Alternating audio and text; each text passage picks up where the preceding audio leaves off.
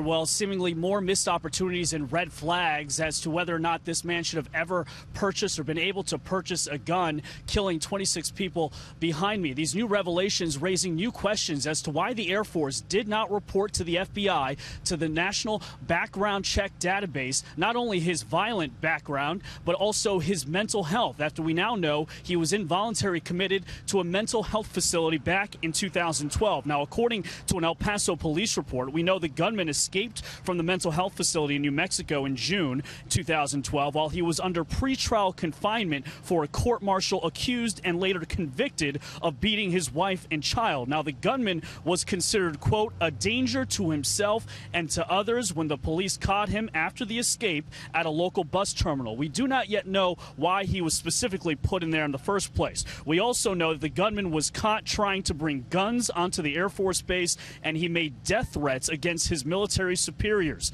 All of this, as investigators say, they are trying to get into the gunman's phone. At this point in time, we are unable to get into that phone. So it actually highlights an issue that you've all heard about before with the advance of the technology and the phones and the encryptions. Now, all of this as the sheriff of his local town just outside of San Antonio says they are investigating whether or not they mishandled a 2013 sexual assault investigation in which this gunman was the rape suspect. After 3 months, the investigation stopped. They seemingly believed because he moved to Colorado. Sandra. Some disturbing details coming to light. Brian, what will Vice President Pence, what are his plans while he visits there in Texas today?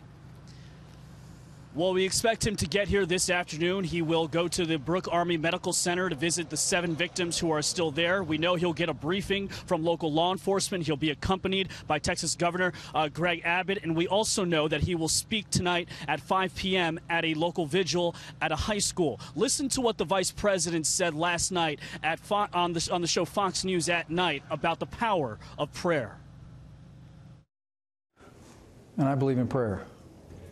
And I know that at this moment of such heartbreak and loss in that community, that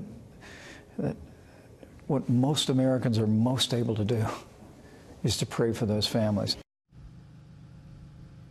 Authorities will release the names of those victims today.